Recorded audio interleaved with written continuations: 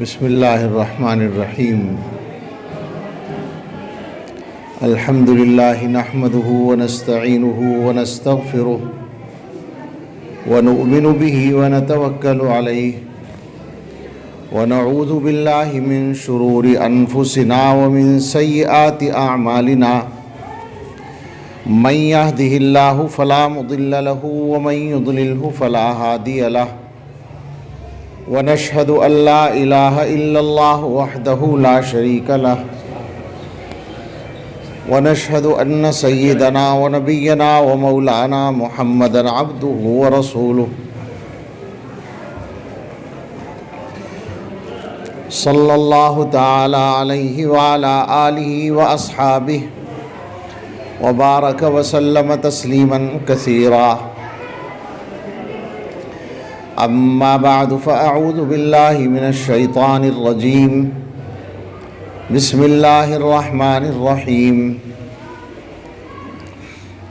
قل للمؤمنین یغضوا من ابصارهم ویحفظوا فروجهم ذلك ازکا لهم ان اللہ خبیر بما یصنعون وقل للمؤمنات يغضضن من أبصارهن ويحفظن فروجهن وقال تعالى يا أيها الذين آمنوا اتقوا الله وكونوا مع الصادقين صدق الله العظيم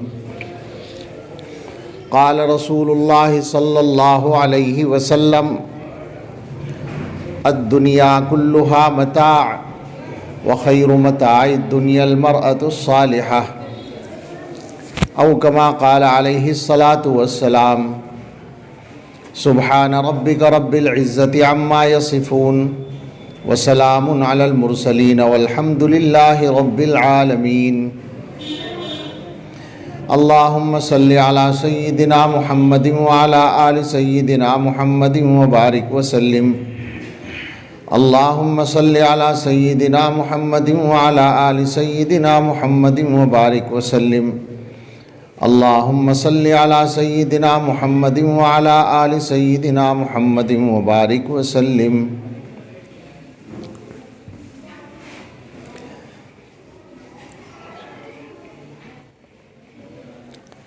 اللہ تعالیٰ نے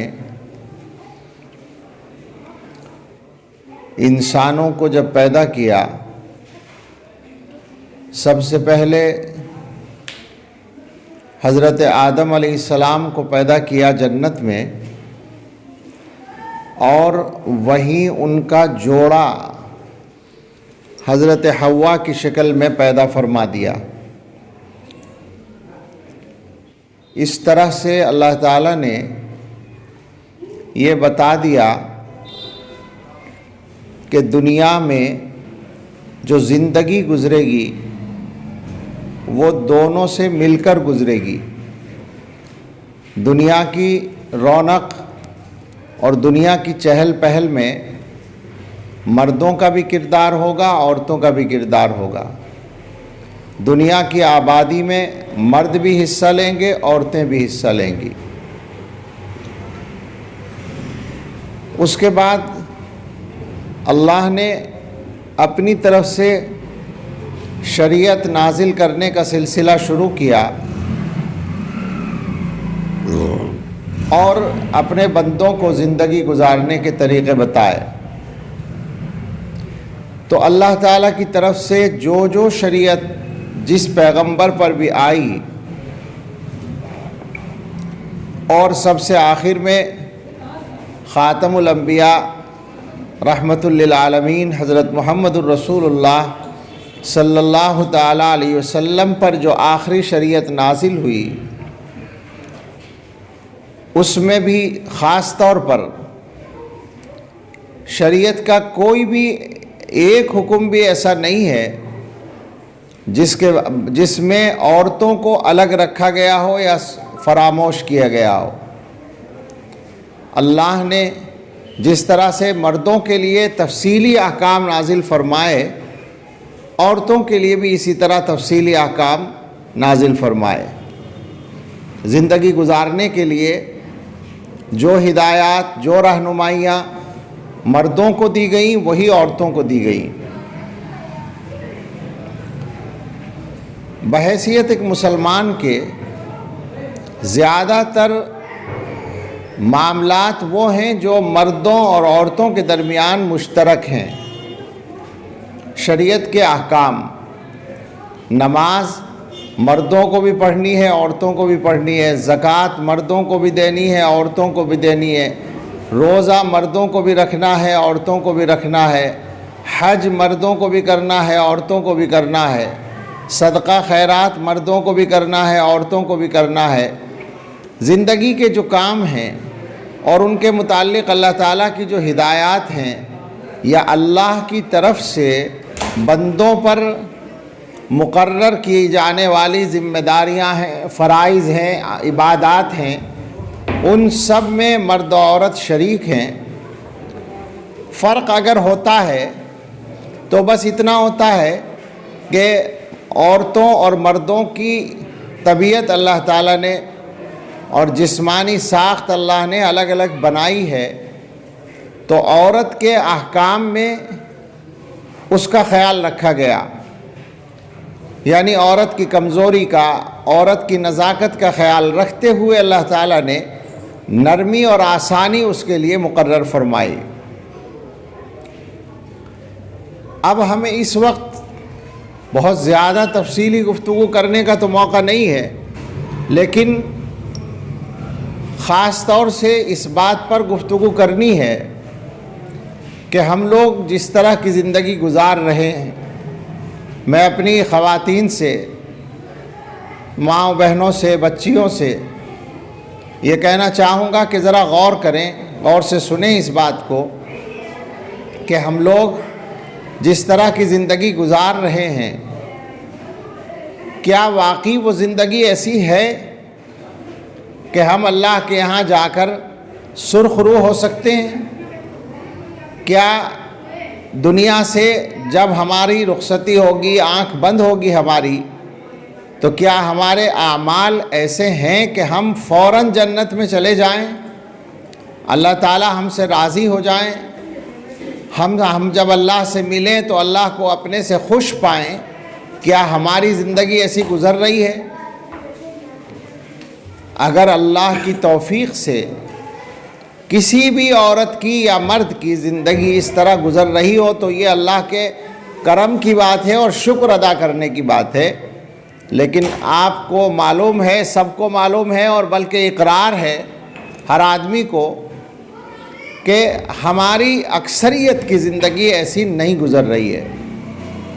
آپ غور کریں کہ اگر یہ بات صحیح ہے جو میں کہہ رہا ہوں، یعنی ہماری زندگی ایسی نہیں ہے کہ اللہ کو پسند آئے، ہم جب دنیا سے جائیں تو سیدھے جنت میں جانے کے لائق بن جائیں، ایسی ہماری زندگی نہیں ہے، تو پھر ہمیں اپنی زندگی کو بدلنے کی فکر کیوں نہیں ہے؟ سوال یہ ہے، کیا خدا نہ خواستہ، اللہ نہ کرے، اللہ نہ کرے، ہم میں سے کسی نے یہ سوچ رکھا ہے کہ مرنے کے بعد جو ہوگا دیکھا جائے گا؟ یہ تو کوئی بھی ایمان والا نہیں سوچ سکتا۔ کوئی ہم میں سے جہنم میں جانے کے لیے تیار نہیں ہو سکتا۔ سوچنے کی بات ہے کہ کیا کسی انسان میں یہ طاقت ہے کہ وہ جہنم کے عذاب کو برداشت کر سکے؟ ظاہر نہیں ہے۔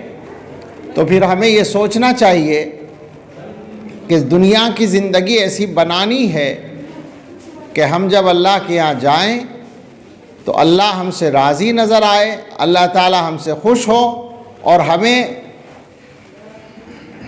جہنم میں نہ جانا پڑے ایک لمحے کے لیے بھی۔ اللہ ہم سب کی حفاظت فرمائے۔ اب ظاہر ہے کہ جب یہ کام ہے تو پھر ہمیں اپنی زندگی پر نظر ڈالنی ہوگی اور اپنی زندگی سے گناہوں کو نکالنا ہوگا تاکہ اللہ تعالی ہم سے راضی ہو جائیں۔ انسان دنیا کے اندر رہتا ہے اور یہ دنیا اللہ کی دنیا ہے، تو اللہ کی دنیا میں اللہ کی مرضی کے خلاف زندگی گزار کر کوئی آدمی کیسے صحیح رہ سکتا ہے، سوچنے کی بات ہے۔ اس کو ایک مثال سے سمجھیں۔ آپ کا گھر ہے، آپ نے اپنے گھر میں اپنا سامان اپنی مرضی سے لگایا، ایک جگہ آپ نے بیڈ بچھایا، ایک جگہ آپ نے کرسی رکھی، میز رکھی، ایک جگہ آپ نے فریج رکھا، ایک جگہ کولر رکھا یا اے سی لگایا، ایک جگہ آپ نے کچن کا سامان رکھا۔ اپنے گھر کا سامان آپ نے اپنی مرضی سے رکھا۔ اب اگر آپ کے ہاں کوئی مہمان آئے اور وہ آ کر آپ کے گھر کے معاملات میں دخل دینے لگے اور یوں کہے کہ صاحب آپ نے بیڈ غلط جگہ رکھا ہے، اس کو ادھر ہٹاؤ، فریج کو یہاں سے اٹھا کر وہاں رکھو، یہ سامان یہاں سے لے جا کر ادھر پھیلاؤ، تو آپ کیا کہیں گے اس سے کہ یہ گھر ہمارا ہے، تمہارا نہیں ہے، تم یہاں سے جاؤ۔ یعنی وہ آپ کے گھر میں آپ کی مرضی کے خلاف کام کر کے 1 گھنٹے کے لیے بھی نہیں رہ سکتا۔ تو آپ سوچیں، ہمارے گھر میں گویا جب کوئی آدمی ہماری مرضی کے خلاف نہیں رہ سکتا سکون سے، تو اللہ تعالیٰ کی اس کائنات میں اللہ کی مرضی کے خلاف زندگی گزار کر کوئی سکون سے کیسے رہ سکتا ہے؟ بالکل سادہ سی بات ہے، جبکہ کتنا بڑا فرق ہے ہمارے مالک ہونے میں اور اللہ کے مالک ہونے میں۔ ہم اپنے گھر کے مالک ہیں تو یہ گھر ہم نے پیدا نہیں کیا، ہم نے بنایا نہیں، بلکہ اللہ تعالیٰ نے ہمیں دیا ہے۔ ہم نے اللہ کے دیے ہوئے پیسے سے گھر بنایا، لیکن جو دنیا ہے، جو کائنات ہے، وہ اللہ تعالیٰ نے خود بنائی ہے، کسی سے مانگی نہیں ہے، کسی سے خریدی نہیں ہے۔ اور پھر اللہ تعالیٰ اس کائنات کے اوپر پورا اختیار رکھتے ہیں، قادر مطلق ہیں، جس کو جو چاہیں دے سکتے ہیں، جس سے جو چاہے واپس لے سکتے ہیں، جس کا کام بنانا چاہیں بنا سکتے ہیں، بگاڑنا چاہیں بگاڑ سکتے ہیں۔ اللہ تعالیٰ کو پوری قدرت ہے۔ ایسے خدا، ایسے رب، ایسے پروردگار کی دنیا میں ہم اس کی مرضی کے خلاف زندگی گزار کر سکون سے رہ سکیں، یہ کیسے ہو سکتا ہے؟ تو آج ہمیں سب کو اس پہ غور کرنا ہے کہ ہم اپنی زندگی کو بدلیں گے۔ میں زبردستی آپ سے نہیں کہتا بدلنے کے لیے، آپ خود غور کریں کہ آپ کی زندگی کیا ایسی گزر رہی ہے کہ اللہ راضی ہو جائے، آنکھ بند ہوتے ہی جنت میں چلے جائیں؟ اگر نہیں گزر رہی ہے تو بدلنا تو پڑے گا نا، تبھی تو ہمارا معاملہ ٹھیک ہوگا۔ یہاں ایک بات اور کہنا ضروری ہے، ہم سب کا ایک مشترک عیب ہے کہ جب کوئی بات سمجھائی جائے، کچھ بتایا جائے، تو ہم اس کو اپنے بارے میں نہیں سمجھتے، دوسروں کے بارے میں سمجھتے ہیں۔ یعنی کوئی بھی نصیحت کی جائے، ہم سے کہا جائے جھوٹ بولنا بری بات ہے، جھوٹ نہیں بولنا چاہیے، تو ہم اپنے بارے میں بالکل نہیں سوچیں گے کہ کہیں ہم بھی جھوٹ نہ بول رہے ہوں، ہمیں چھوڑنا ہے۔ دوسروں کے بارے میں سوچیں گے کہ ہاں فلاں آدمی جھوٹ بولتا ہے، اسے چھوڑنا چاہیے۔ ہم سے کہا جائے کہ فلاں گناہ جو ہے بہت بری بات ہے، اسے چھوڑنا ہے، ہم اپنے بارے میں غور نہیں کریں گے، دوسروں کے بارے میں کریں گے۔ یہ ہمارا عام مزاج ہے کہ ہم اپنے عیبوں کو نہیں دیکھتے، دوسروں کے عیبوں کو دیکھتے ہیں۔ آپ یقین کریں، ہماری اصلاح نہ ہونے کی اصل وجہ یہی ہے، مرد ہوں یا عورتیں ہوں، یہ عام مزاج ہے بالکل، کہ ہم میں سے ہر آدمی کو دوسروں کے عیب نظر آتے ہیں، اپنے عیب نظر نہیں آتے۔ نتیجہ یہ نکلتا ہے کہ کسی کا کام ٹھیک نہیں ہوتا، کسی کی اصلاح نہیں ہوتی، اس لیے کہ ہر آدمی کو اپنی اصلاح کی فکر ہو تو اصلاح ہوگی نا۔ دوسروں کی فکر کرے گا، اپنی فکر نہیں کرے گا تو اصلاح کیسے ہوگی؟ تو اس وقت کی گفتگو میں یہ بھی ہم سب طے کر کے بیٹھے ہیں، ہم میں سے ہر آدمی، کہ ہمیں اپنے آپ کو بدلنا ہے، مجھے اپنے آپ کو بدلنا ہے، مجھے اپنے اندر سے برائیوں کو دور کرنا ہے۔ آپ سوچیں ذرا، اگر ہمارے کپڑے میلے ہو رہے ہیں، گندے ہو رہے ہیں، دوسرے کے بھی گندے ہو رہے ہیں، تو ہم دوسرے آدمی کے کپڑوں کو صاف کرنے کی فکر کریں گے یا اپنے کپڑوں کو صاف کرنے کی فکر کریں گے؟ بالکل سادہ سی بات ہے، ہمیں اپنے کپڑے صاف کرنے کی فکر ہوگی، دوسرے کی فکر نہیں ہوگی۔ تو ہمیں اسی طرح سے اپنی زندگی کو صاف کرنے کی فکر کرنے کی ضرورت ہے۔ ہم سب یہ طے کر کے بیٹھیں کہ ہمیں اپنے آپ کو بدلنا ہے۔ جب یہ ذہن میں ہوگا تو انشاءاللہ امید ہے ہمارے حالات بدلیں گے اور ہماری زندگی اچھی ہوگی۔ جہاں تک گناہ کی بات ہے، یعنی اللہ کی نافرمانی کی بات ہے، تو ہم سب یہ بات سمجھ لیں کہ دنیا کے اندر گناہ کرنا یہ ایسا ہے جیسے اللہ تعالیٰ سے لڑائی کرنا۔ اور میں نے ابھی کہا کہ گھر کے مالک سے لڑائی کر کے کوئی گھر میں نہیں رہ سکتا، تو اللہ تعالیٰ جو خالق بھی ہیں، مالک بھی ہیں، حاکم بھی ہیں، قادر مطلق بھی ہیں، ان کی دنیا کے اندر کوئی آدمی ان سے جنگ کر کے، اللہ سے جنگ کر کے، اللہ سے لڑائی کر کے، اللہ کی نافرمانی کر کے سکون کے ساتھ کیسے رہ سکتا ہے؟ لہٰذا یہ سمجھنا اور یہ جاننا اور یہ یاد رکھنا بہت ضروری ہے کہ گناہوں سے ہمارا اپنا نقصان ہوتا ہے۔ ہماری شریعت میں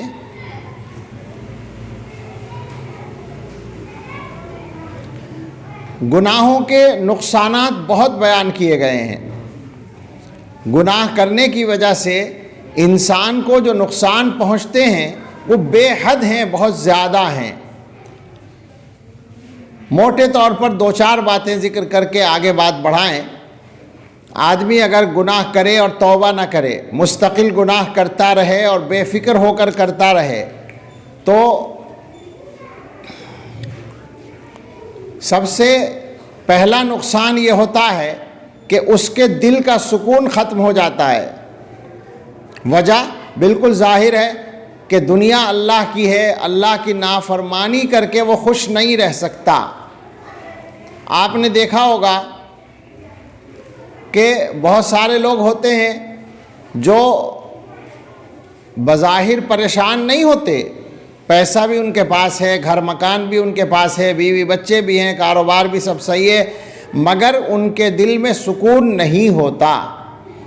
آج کی دنیا میں اس کی مثالیں بہت ہیں۔ کیوں نہیں ہوتا؟ صرف اس وجہ سے کہ انہوں نے اس کائنات کے مالک کے ساتھ اپنا معاملہ ٹھیک نہیں رکھا ہے۔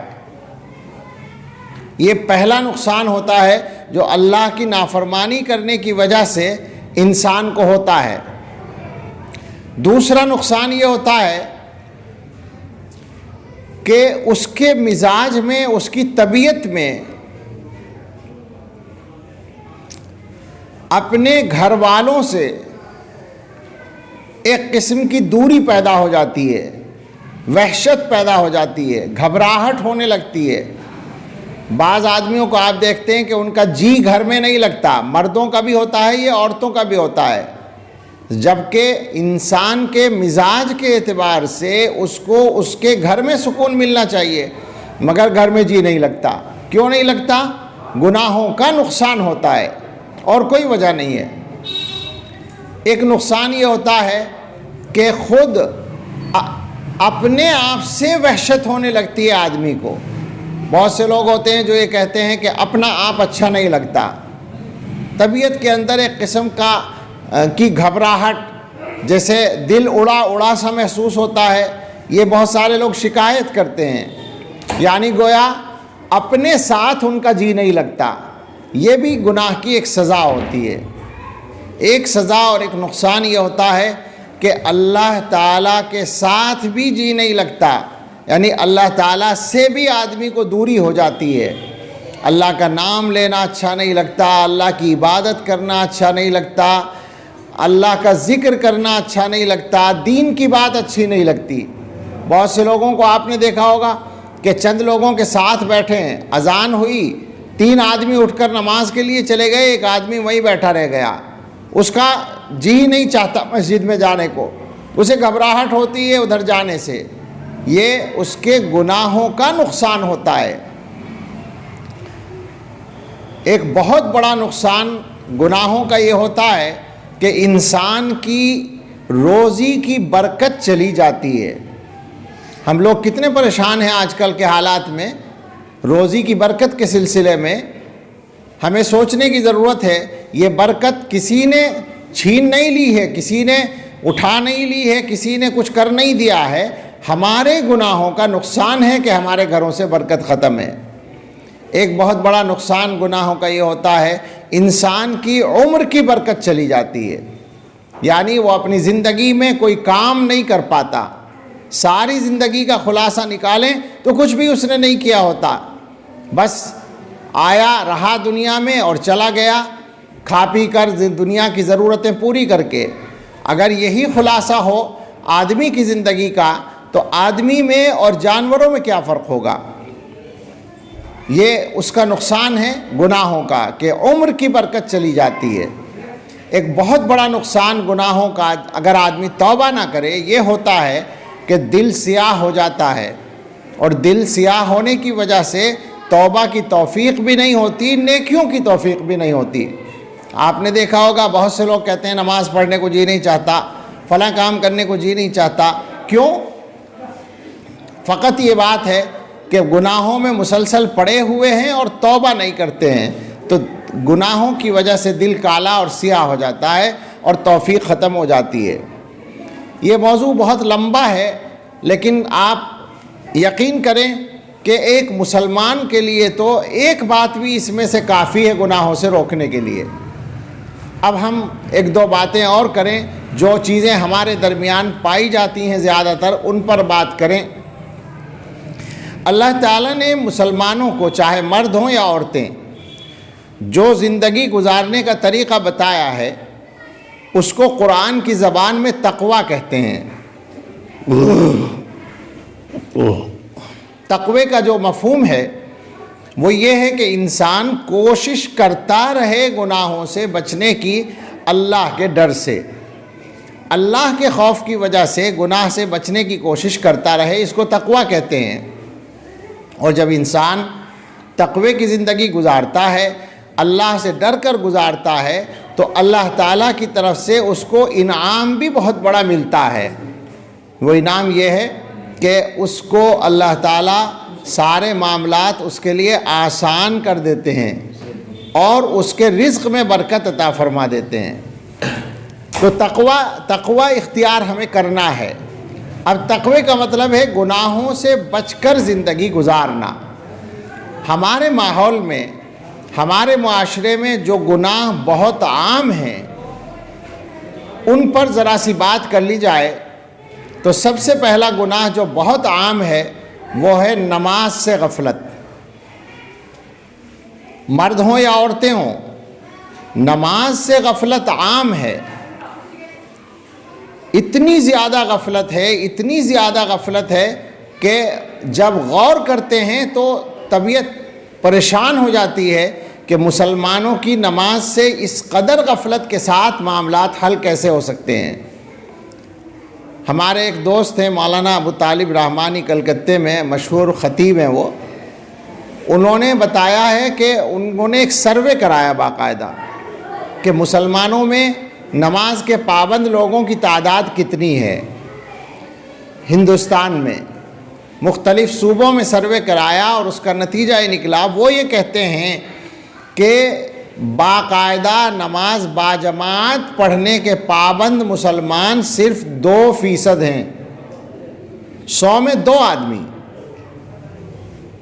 اور باقی کبھی کبھی کی پڑھنے والے کچھ ہوں گے، 10-5% مان لیں ان کو۔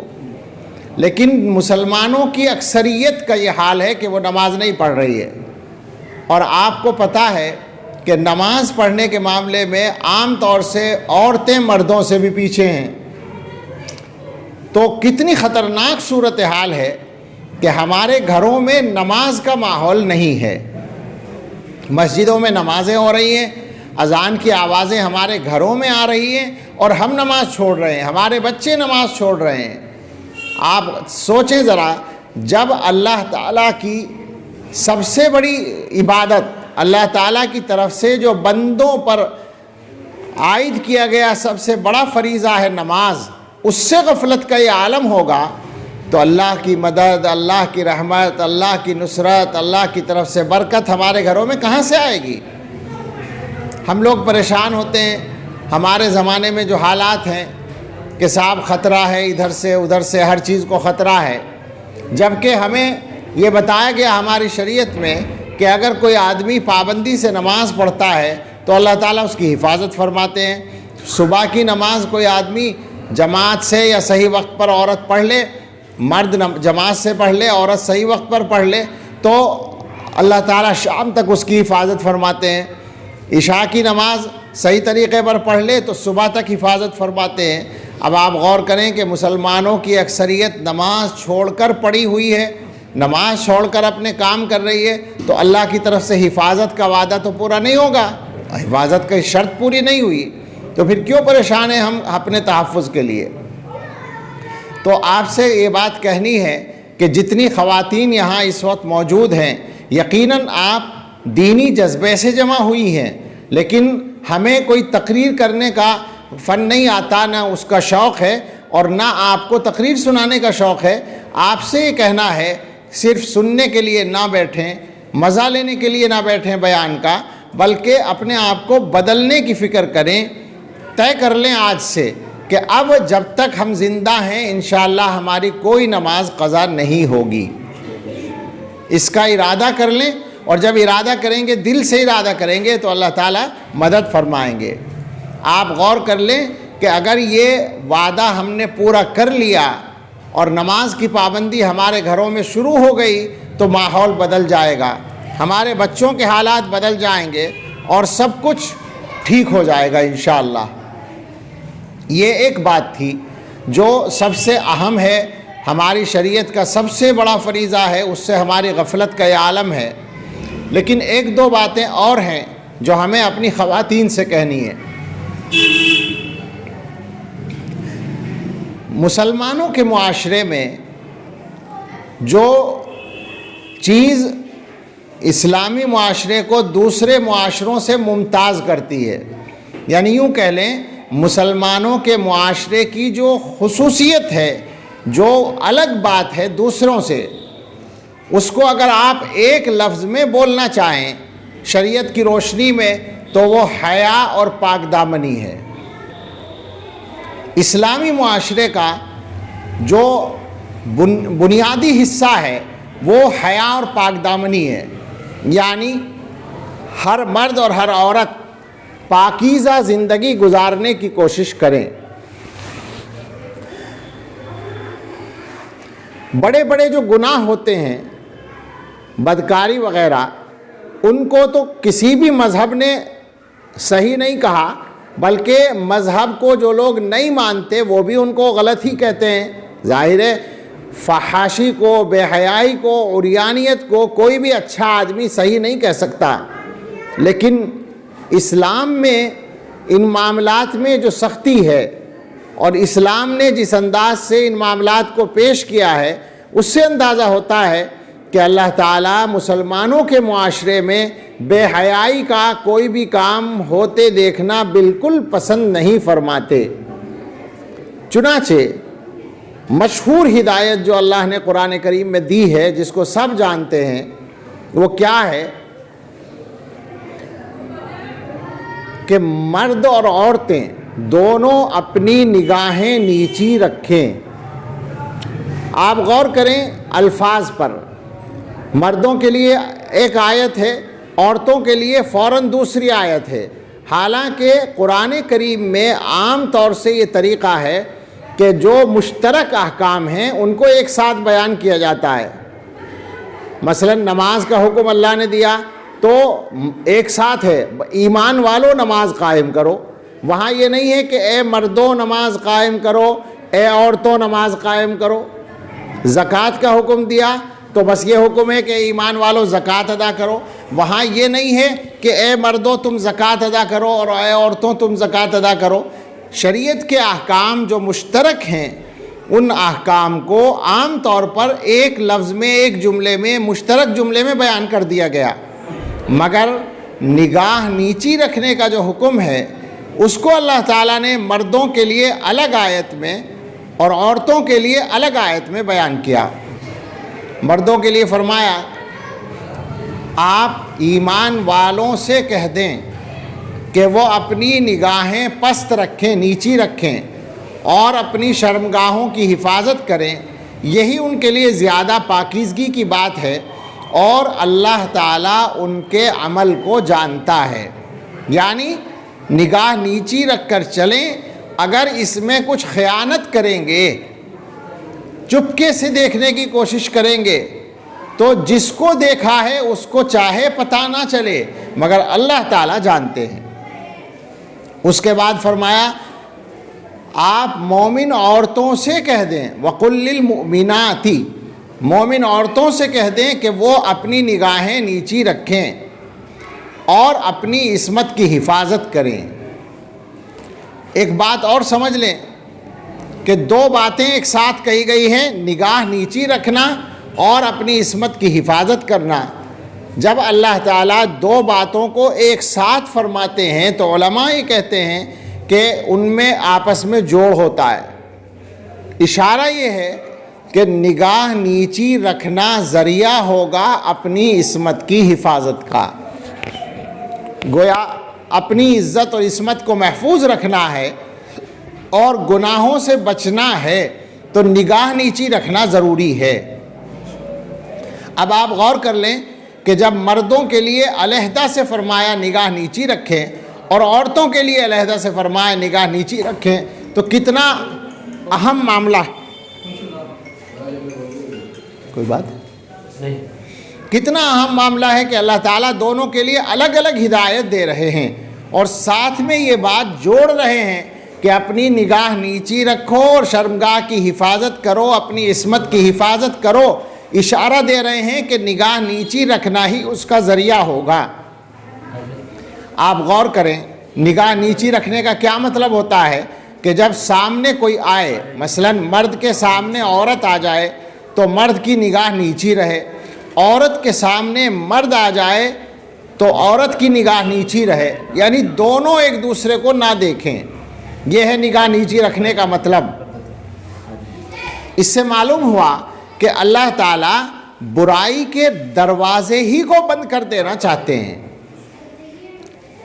ہمارے زمانے میں جس طرح سے معاملات ہو رہے ہیں ان کی وجہ سے جو برائیاں پھیل رہی ہیں ان کا اندازہ لگانا مشکل ہے، ان کی وجہ سے کتنا نقصان ہمارا اور پورے معاشرے کا ہو رہا ہے۔ ذرا غور کریں، جس اللہ کا یہ حکم ہے کہ نگاہ نیچی رکھنی ہے، اس کو ماننے والے بندے مرد اور عورت ایک دوسرے کے سامنے کھلے طور پر آئیں، ایک دوسرے کا چہرہ بے تکلف دیکھیں اور ایک دوسرے سے باتیں کریں۔ آج کل کے زمانے میں موبائل پر باتیں کریں، بلکہ ویڈیو کالنگ کریں اور دوستیاں کریں۔ آپ سوچیں ذرا، کسی مسلمان کے لیے اس کی گنجائش کہاں ہو سکتی ہے؟ انتہائی خطرناک بات ہے۔ آپ یقین کریں کہ یہ شیطان کے جال ہیں جو ہمارے اوپر اس نے ڈال دیے ہیں۔ ایک بات یاد کریں، اللہ تعالیٰ نے حضرت آدم علیہ السلام کو جب پیدا فرمایا تھا تو فرشتوں کو حکم دیا تھا کہ آدم کو سجدہ کرو۔ سارے فرشتوں نے سجدہ کیا مگر ابلیس وہاں رہتا تھا، اس نے سجدہ نہیں کیا۔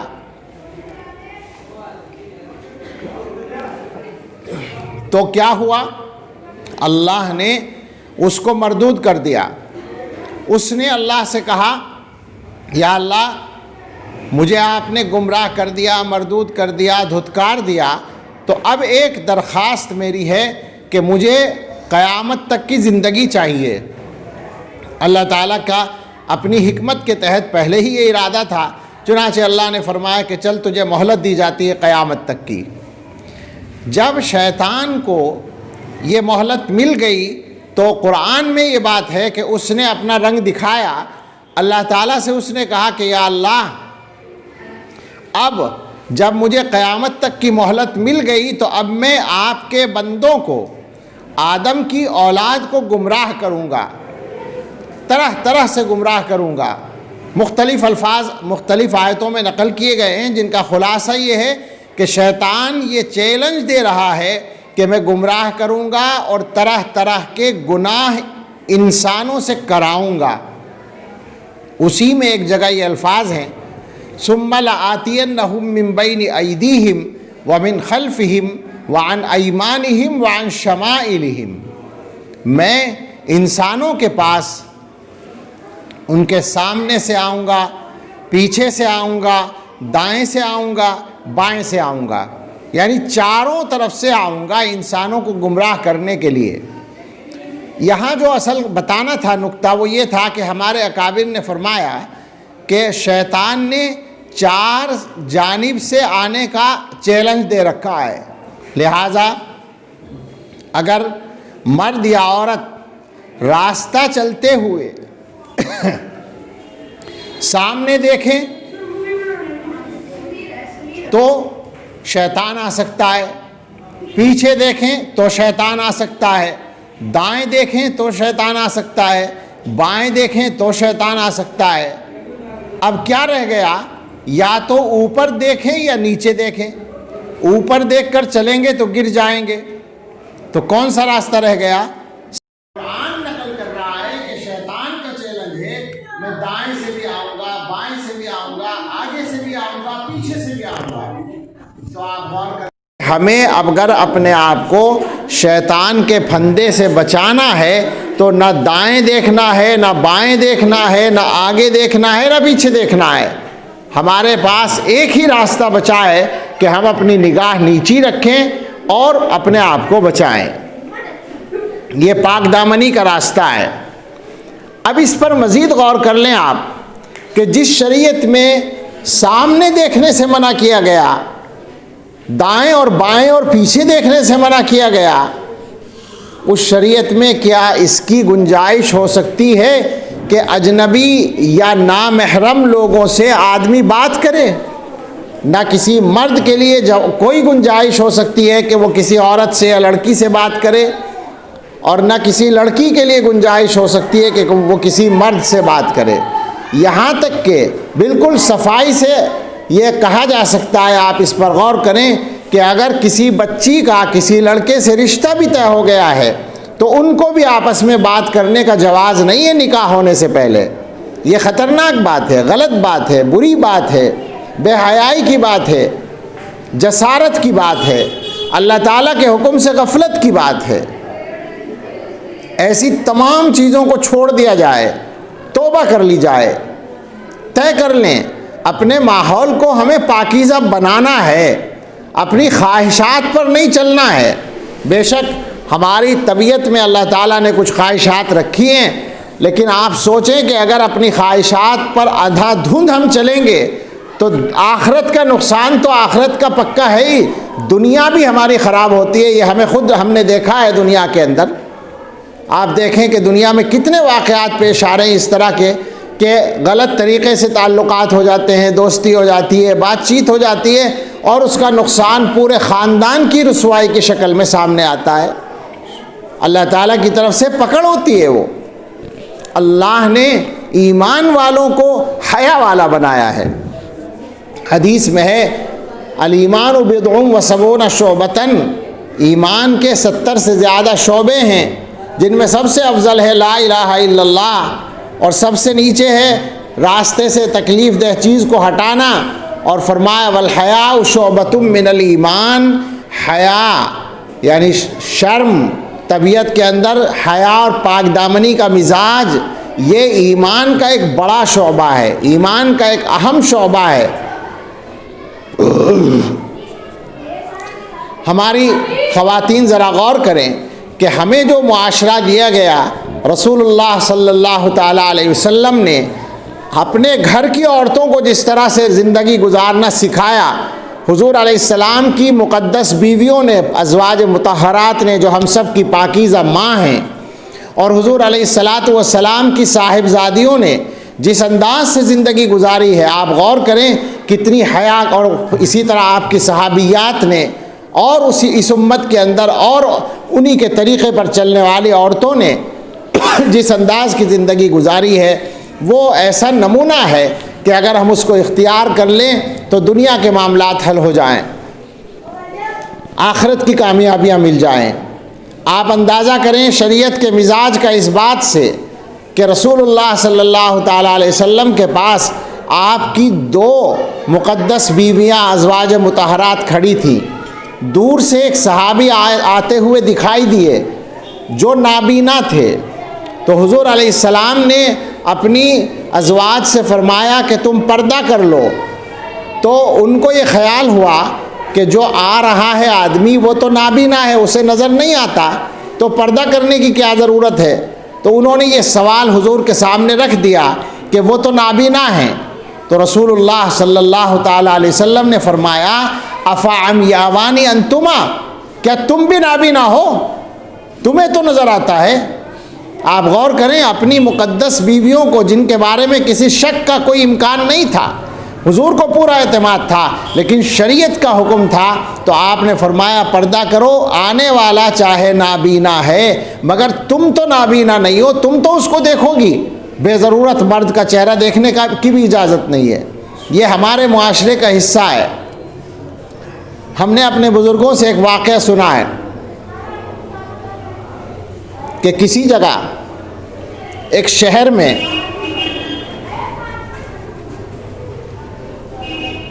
کوئی حاکم تھا جس کو ٹیکس ادا کرنا پڑتا تھا کسی بڑے حاکم کو۔ ایک مرتبہ اس کے پاس پیسہ نہیں تھا، ٹیکس نہیں ادا کر پا رہا تھا، مسلم حاکم تھا، اور بڑا حاکم جو تھا وہ کافر تھا۔ اگر ٹیکس ادا نہ کرتا تو وہ حاکم اس شہر پر قبضہ کر لیتا۔ تو ایک محترمہ تھیں جو بہت مالدار تھیں، ان کے پاس بڑی تعداد میں زیور تھا، سونے کا، چاندی کا، قیمتی زیور تھا۔ انہوں نے پیغام بھیجا کہ میں اپنا زیور آپ کو دے سکتی ہوں تاکہ یہ شہر بچ جائے۔ حاکم نے منظور کر لیا اور انہوں نے اپنا زیور بھیج دیا شہر کے حاکم کے پاس۔ حاکم نے اس زیور کو کھولا اور پھر یہ ہوا کہ اس کو اٹھا کر رکھا، اور اللہ نے کوئی دوسرا انتظام کر دیا تو ان کا وہ زیور حاکم نے واپس کر دیا۔ اب جب وہ زیور واپس آیا تو ان محترمہ نے اپنے آدمی سے پوچھا کہ کیا حاکم نے اس زیور کو کھول کر دیکھا تھا؟ بتایا کہ ہاں دیکھا تھا۔ تو انہوں نے کہا اب میں اس زیور کو نہیں پہن سکتی، اس زیور کے اوپر ایک نامحرم مرد کی نظر پڑ گئی ہے، لہذا سارا زیور اللہ کی راہ میں صدقہ کر دیا۔ آپ اندازہ کریں اسلام جس طرح کی حیا سکھاتا ہے اس کا کتنا شاندار نمونہ ہے۔ حالانکہ شریعت نے اس کو لازم نہیں کیا، اتنی سختی نہیں کی ہے، مگر جب انسان کی طبیعت میں حیا زیادہ ہوتی ہے تو یہ نمونے سامنے آتے ہیں۔ تو ایک تو ہمیں اپنی خواتین سے، خاص طور سے اپنی بچیوں سے، وہ ہماری بیٹیاں ہیں، جوان بیٹیاں، ان سب سے یہ کہنا ہے کہ اسلامی حیا کو اختیار کرو۔ اپنی اور اپنے گھر والوں کی زندگی اگر اچھی رکھنی ہے اور آخرت اچھی بنانی ہے تو پورے طور پر پردے کا اہتمام ہو، چہرے کا بھی مکمل پردہ ہو، اور کسی نامحرم سے بغیر مجبوری کے بات کرنے کی کوئی گنجائش نہ ہو۔ آپ بہت قیمتی ہیں ہمارے لیے، آپ اپنی حفاظت میں ہماری مدد کریں اور آپ شریعت کے طریقے پر چل کر اپنی حفاظت کریں۔ ایک بات تو یہ عرض کرنی تھی، اور ایک مسئلہ اور ہے، وہ بھی گویا گناہوں میں سے ایک بڑا گناہ ہے جو ہمارے اکثر علاقوں میں پھیلتا جا رہا ہے۔ یہاں کی صورتحال بھی شاید اسی طرح کی ہو، ہم نے اپنے علاقوں میں دیکھا ہے اور دوسرے علاقوں میں۔ میوات کے علاقے کے بارے میں ہم سے لوگوں نے شکایت کی، لیکن ہم نے اپنے خود علاقے میں، یو پی کے علاقوں میں بھی یہ چیز دیکھ لی ہے کہ یہ رواج ہوتا جا رہا ہے کہ عورتیں، خاص طور سے مرد بھی، لیکن بہت سی جگہ عورتیں اس میں زیادہ مبتلا ہو رہی ہیں کہ وہ سودی قرضہ لیتی ہیں۔ آپ غور کریں، سود لینا دینا دونوں ایسے کام ہیں کہ ان پر اللہ کی لعنت ہے، اور لعنت کا مطلب آپ کو معلوم ہے اللہ کی رحمت سے دوری۔ اگر ہم اپنے اختیار سے ایسا کام کر رہے ہیں جس میں اللہ کی لعنت مل رہی ہے تو اللہ تعالیٰ کی رحمتیں کہاں سے آئیں گی؟ سود اتنی خراب چیز ہے کہ حدیث میں یہ الفاظ آئے ہیں کہ اللہ تعالیٰ نے سود کے سلسلے میں بہت سارے لوگوں پر لعنت کی ہے، کھانے والے پر، کھلانے والے پر، دینے والے پر، لینے والے پر، لکھنے والے پر، مدد کرنے والے پر، جو بھی آدمی سود کے کام میں استعمال ہوتا ہے سب پر اللہ نے لعنت کی ہے۔ تو آپ غور کریں کیا گنجائش ہو سکتی ہے اس بات کی کہ ہم سودی معاملات میں پھنسیں؟ بالکل حرام۔ لعنت سے بڑھ کر غور کریں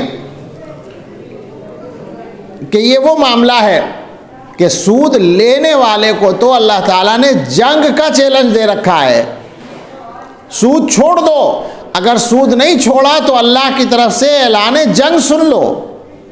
یہ واحد گناہ ہے جس پر قرآن میں جنگ کا اعلان چیلنج دیا گیا ہے۔ سوچنے کی بات ہے، میں اپنی خواتین سے بہت ہی دلسوزی کے ساتھ یہ بات کہنا چاہتا ہوں کہ آپ کی جو یہ نوبت آتی ہے کہ آپ قرضہ لیں اور سودی قرضہ لیں، تو آپ یہ بات تو بات کی ہے کہ صاحب اس کا دینا کتنا مشکل کام ہوتا ہے، کتنا زیادہ دینا پڑتا ہے، لیکن اس سے ہٹ کر سوچیں کہ یہ نوبت کیوں آتی ہے۔ ظاہر ہے اپنی کچھ خواہشات یا شوق پورے کرنے کے لیے عام طور پر مجبوری کی صورت بھی کہیں کہیں ہوتی ہے، ہم اس کا انکار نہیں کرتے، لیکن سوچنے کی بات ہے کہ انسان اگر یہ طے کر لے کہ مجھے اللہ تعالیٰ سے حلال روزی لینی ہے تو یقین کریں اللہ تعالیٰ حلال ہی عطا فرماتے ہیں، حرام سے اس کو بچا لیتے ہیں۔ بے شک آپ کی ضروریات ہیں، آپ کے گھروں کی آمدنی، مردوں کی آمدنی زیادہ نہیں ہے، ضروریات پوری کرنے کے لائق نہیں ہے، تو آپ پہلی کوشش تو یہ کریں کہ اپنے گھروں کی آمدنی بڑھانے کی فکر کریں حلال طریقے پر، اور خدا نہ خواستہ اگر تنگی ہو تو اللہ سے مانگیں۔ ہم آپ کو یقین دلاتے ہیں کہ اگر آپ نے یہ طے کر لیا کہ ہمیں حلال کھانا ہے، حرام نہیں کھانا، سودی قرضہ نہیں لینا ہے، یہ طے کر کے آپ بیٹھ جائیں تو ہو سکتا ہے ایک دو دن آپ کو تنگی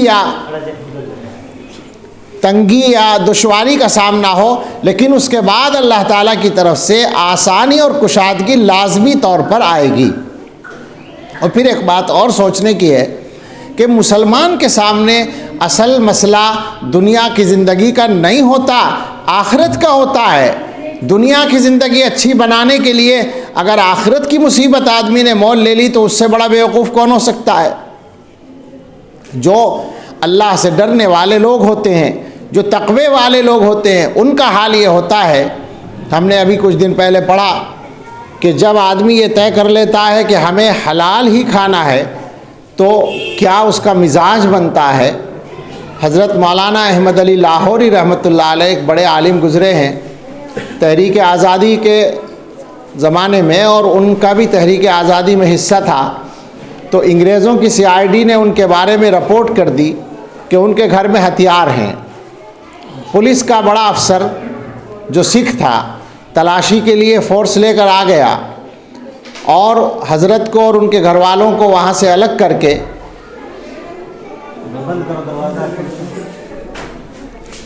اس نے تلاشی لینا شروع کی۔ پورا گھر تلاشنے کے بعد جب وہ باہر آیا، حضرت باہر بیٹھے ہوئے تھے، تو اس نے آ کر پہلے تو معافی مانگی کہ میں آپ سے معافی چاہتا ہوں، ہمارے پاس رپورٹ غلط آئی، آپ کے گھر میں ہمیں کچھ ہتھیار نہیں ملا۔ اس کے بعد وہ کہنے لگا کہ مولانا ایک بات اور پوچھنی ہے۔ کہا کیا؟ کہنے لگا یہ پوچھنا ہے کہ آپ اور آپ کے گھر والے کیا کھاتے ہیں؟ انہوں نے کہا کیوں؟ کہا اس لیے کہ میں آپ کے پورے گھر کی تلاشی لے کر آیا ہوں اور آپ کا کچن بھی میں نے دیکھا ہے، چونکہ ہتھیار تلاش کرنا ہے تو ہر جگہ دیکھیں گے، لیکن مجھے آپ کے پورے گھر میں کھانے کا کوئی سامان نہیں نظر آیا، یہاں تک کہ آپ کے کچن میں بھی کچھ نہیں ہے، تو آپ کھاتے کیا ہیں؟ تو حضرت نے فرمایا کہ ہمارا اللہ کے ساتھ یہ معاملہ ہے کہ جس دن اللہ تعالیٰ دیتے ہیں ہم کھا لیتے ہیں، اور جس دن اللہ کی طرف سے کچھ نہیں آتا تو ہم صبر کر لیتے ہیں، اور ہمارے گھر والے اس میں ہمارا ساتھ دیتے ہیں۔ ذرا ہماری خواتین غور سے سنیں، وہ عالم کیا فرما رہے ہیں کہ ہمارے گھر میں جس دن اللہ کچھ بھیج دے تو ہم کھانا کھا لیتے ہیں، اور جس دن کچھ نہ بھیجیں اللہ تو ہم فاقہ کرتے ہیں، صبر کرتے ہیں، اور ہمارے گھر والے ہمارا ساتھ دیتے ہیں۔ یہ بات سن کر وہ سکھ افسر جو تھا اس کی آنکھوں میں آنسو آ گئے، اور اس نے کہا کہ حضرت آپ سے میں ایک اجازت چاہتا ہوں۔ کہا کیا؟ کہا میں آپ کو 10 روپے گفٹ کرنا چاہتا ہوں۔ یہ 1929 یا اس سے پہلے کی بات ہے، یعنی تقریباً 90 سال پہلے کی بات ہے۔ تو 10 روپے اس زمانے میں ایک بڑی رقم تھی۔ اس نے کہا میں آپ کو 10 روپے ہدیہ دینا چاہتا ہوں۔ حضرت نے مسکراتے ہوئے قبول کر لیا، اور پھر فرمایا کہ یہی ہے اللہ کا ہمارے ساتھ معاملہ، اسی طرح اللہ تعالیٰ چاہتے ہیں تو بھیج دیتے ہیں۔ اور اسی وقت دیا آدمی کو کہ جاؤ کھانے کا سامان لے آؤ۔ تو یہ زندگی ہوتی ہے ایسے لوگوں کی جو یہ طے کر لیتے ہیں کہ ہمیں حلال کھانا ہے، حرام سے بچنا ہے۔ بس آپ سے یہی گزارش ہے کہ یہ طے کر لیں کہ اپنے گھر میں حرام کا لقمہ نہیں آنے دینا ہے، اس لیے کہ اگر خدا نہ خواستہ یہ حرام کا سلسلہ رہا، ناجائز آمدنی اور سودی آمدنی کا سلسلہ رہا، تو آپ یقین کریں گھر برباد ہو جائیں گے، اولادیں خراب ہو جائیں گی۔ اس زمانے میں لوگوں کو، ماں باپ کو سب سے بڑی شکایت ہے کہ ہماری اولاد بگڑ رہی ہے، ہمارا بچہ کہنا نہیں مانتا۔ آپ اس بات کو لکھ لیں، جس اولاد کو حرام مال کھلایا جاتا ہے وہ کبھی سدھر نہیں سکتی، آپ کی فرما بردار نہیں ہو سکتی۔ حرام کی غذا سے فرما برداری کے جذبات پیدا ہی نہیں ہوتے۔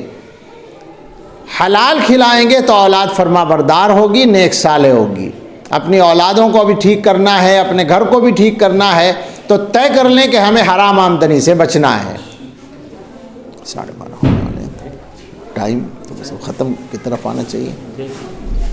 تو یہ 2-3 باتیں ہم نے کہیں آپ سے۔ سب سے پہلی بات تو نماز کے، دعا بھی ہونی ہے نا، سب سے پہلی بات تو نماز کے بارے میں ہے کہ آپ آج سے طے کر کے اٹھیں کہ ہمیں سب کو نماز پڑھنی ہے، پابندی کے ساتھ پڑھنی ہے۔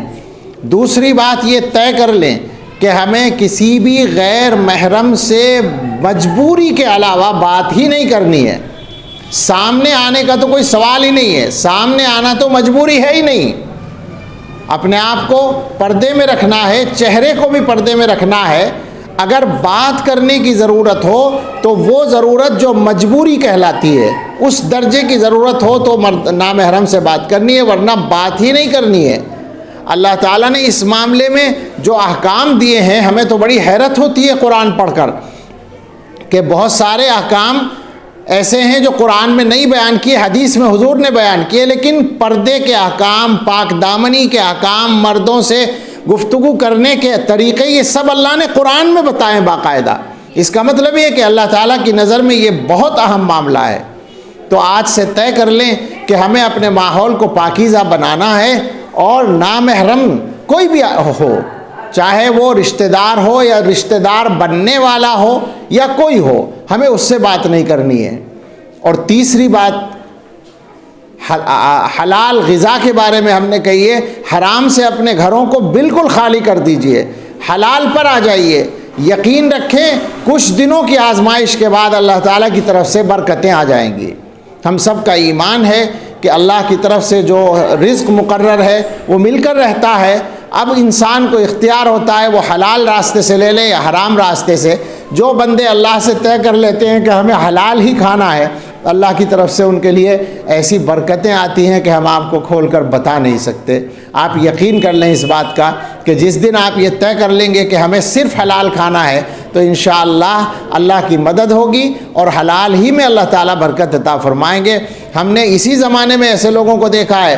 ایک جگہ پر میں نے یہی مضمون بیان کیا، اگلے سال میرا جانا ہوا تو ایک صاحب نے بتایا کہ میں نے بیان سننے کے بعد طے کر لیا تھا کہ مجھے اپنے کاروبار کو سود سے خالی کرنا ہے۔ انہوں نے بتایا پچھلے سال میرا کاروبار کا جو ٹرن اوور تھا وہ 2.5 کروڑ تھا، 2 کروڑ اس میں سود کی رقم تھی، وہ ساری میں نے نکال دی، اب میں 50 لاکھ پہ آ گیا ہوں، لیکن میرا دل مطمئن ہے کہ اب انشاءاللہ میرے یہاں برکت آئے گی۔ انہوں نے نکال دیا، حرام کو بالکل نکال دیا، اور نتیجہ یہ نکلا کہ ان کا کاروبار دوبارہ بڑھنا شروع ہوا۔ ابھی مجھے بتا رہے تھے 2 دن پہلے کہ فلاں صاحب کے ساتھ پیسہ لگایا تھا، 60 لاکھ روپیہ وہاں پھنس گیا ہے۔ اس کا مطلب ہے کہ اس سے زیادہ کما چکے، جتنا تھا اس سے زیادہ کما چکے ہیں۔ تو اللہ تعالیٰ کی طرف سے برکتیں آتی ہیں۔ اللہ تعالیٰ ہم سب کو ان تمام ہی گناہوں سے اور سارے گناہوں سے بچنے کی توفیق عطا فرمائے، اور اللہ ہم سب کے کاموں میں آسانی فرمائے۔ آمین۔ وآخر دعوانا ان الحمد للہ رب العالمین۔